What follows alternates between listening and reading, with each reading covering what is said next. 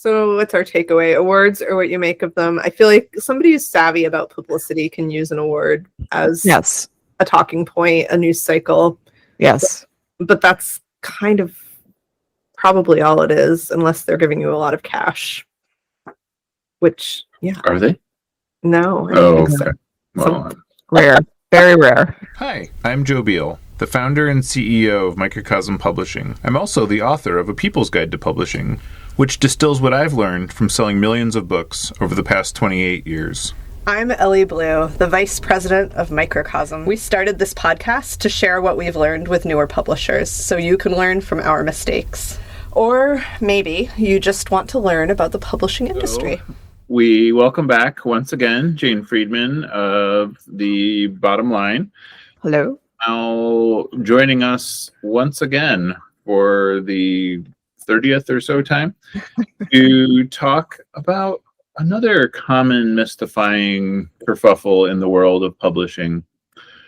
Are author awards worth it? Jane? Well, I don't know why, but over the past year or two, I've been getting more and more questions about awards, especially awards for indie authors. So people self-publishing, sometimes authors with small presses too, where the small press is not going to invest in doing the award.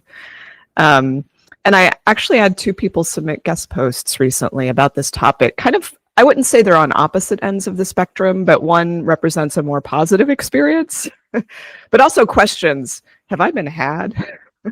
And then the other one is a distinctly negative experience where the person's like, I've definitely been had. Oh, no.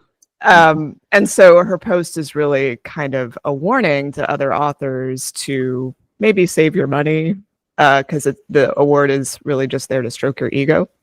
Yeah. I should say that, like, I have my own experience working at a publishing company that had a competitions division. So this was at Writer's Digest. Oh. So you were award administrators. We were administrators of like half a dozen different awards. There was the self-published book awards and the annual writing competition, which got by far the most entries, short story awards, poetry awards. It was a $1 million business alone, just that. Wow. And it was like 75% profit. Now, I will say, like, for 1 year that I was involved with these awards, I took the grand prize winner of the annual competition to New York City to meet 3 agents. And it was a fabulous experience for that one person out of 20,000 who entered. So, I have a certain level of cynicism about awards, having seen how the sausage is made. And the fact you can always tell when it's possibly a for-profit. Well, I mean, most of them are for-profit, but like the deadline keeps getting moved out and moved out again so that you can hit your budget numbers. Yeah. This is a number of presses have pointed out to me. I mean, and I'm not even in the media other than this podcast, but publishers constantly send things to me where they're like, this is a feed entry and they've pushed the deadline back for 2 years. And I'm like, that is weird, but what do you want me to do about it? Like, I'm not the police of, awards. We built this software from scratch to solve our own problems starting in 2001. It's not only the reason for our survival, but the reason we've been a Publishers Weekly fastest growing publisher 3 years in a row. Now we want to share it with you. Join Working Lit and get back the agency to understand your publishing business, market and sell your books, and painlessly pay royalties. Working Lit. Doing the math for publishers. Visit workinglit.com to give it a try for free. We tell authors don't spend money for any services ever, period, hard stop. And like, I don't know, about half of them listen. Mm. But we have had, I mean, our funniest was we had an author that submitted to a self-publishing award and won. Or the book we published. Kind of curious. What? It was like a failure on so many levels. Which, again, like, that did not give me feelings of legitimacy or confidence in said award.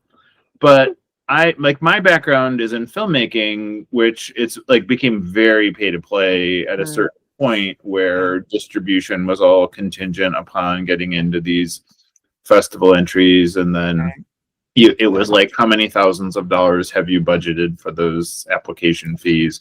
I mean, it's like going to college, basically.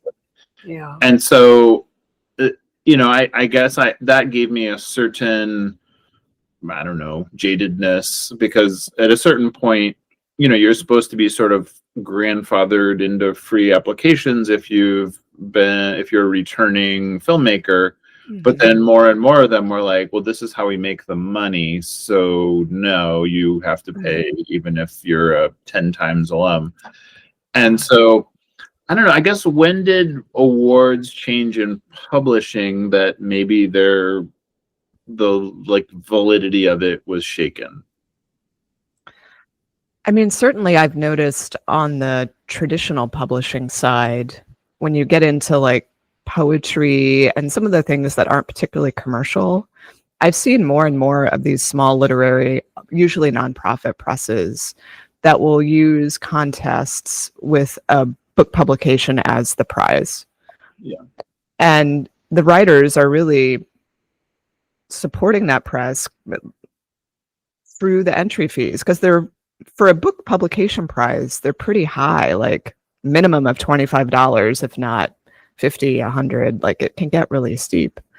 So there's a very specific Substack for those who want to delve into kind of the details of this, called Poetry Bulletin by Emily Stoddard. And she's been like doing like database work, looking at all these presses. And for some nonprofits, you can look up their financials because they have to file them for the public to see. I think it's called Form 990.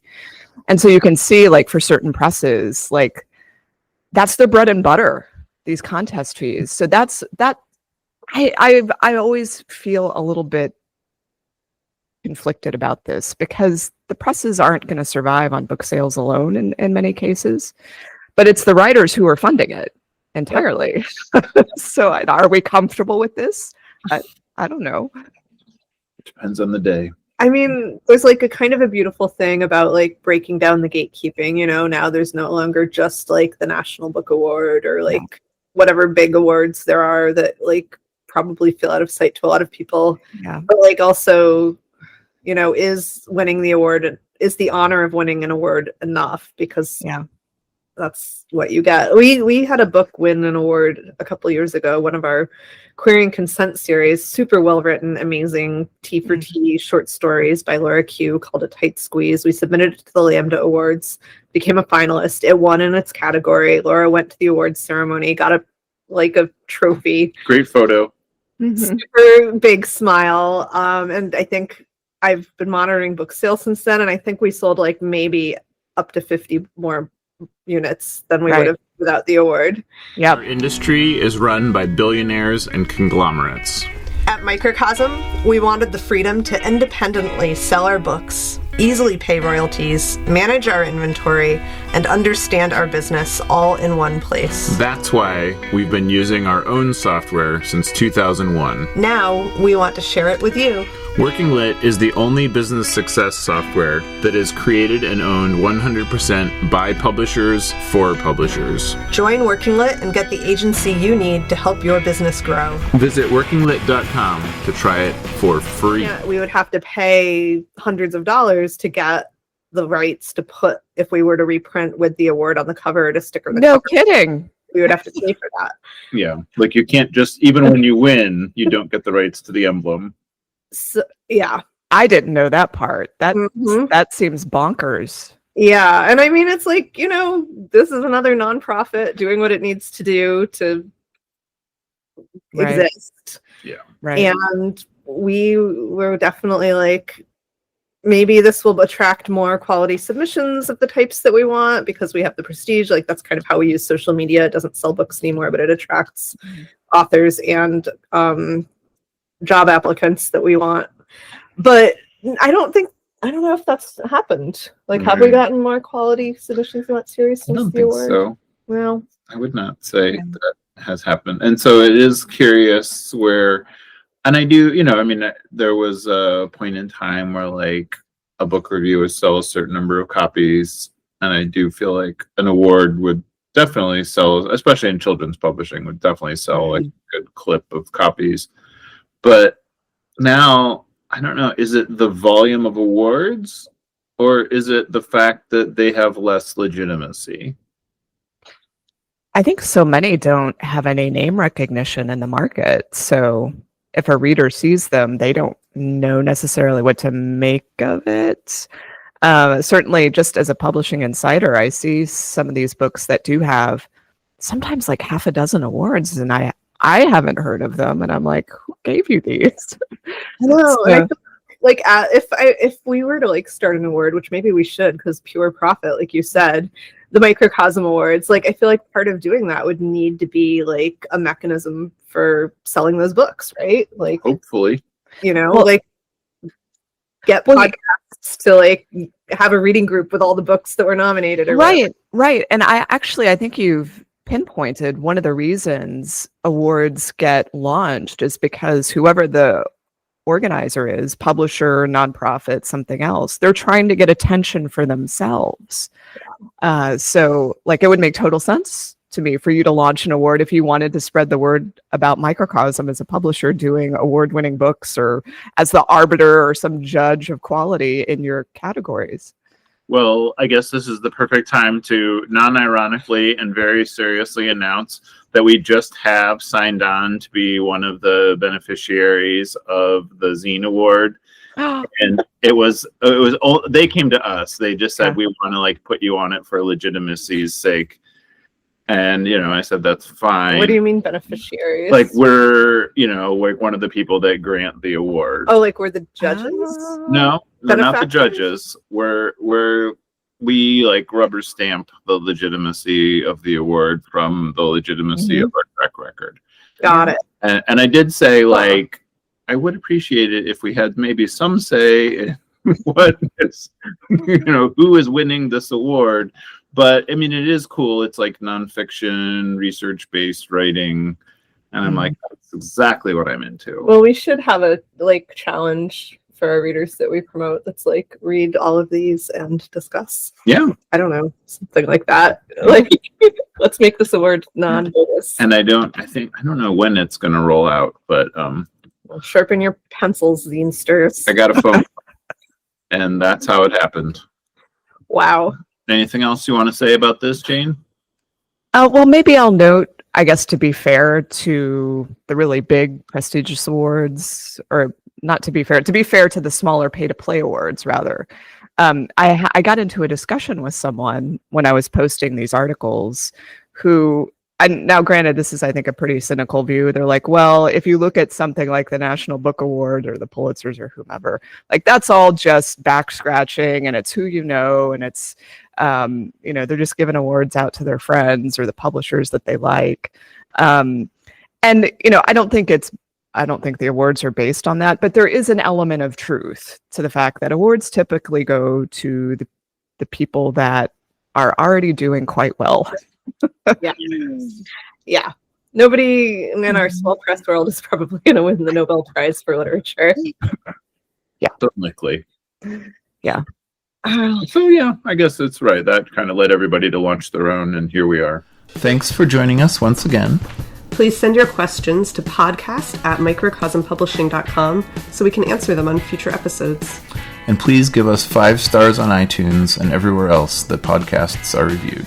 You can find us on the internet at microcosm.pub, On Twitter at Microcosm. on Facebook at Microcosm Publishing, On Instagram at Microcosm_pub. and here in Portland, Oregon on North Williams Avenue. Thank you so much. Have a wonderful week.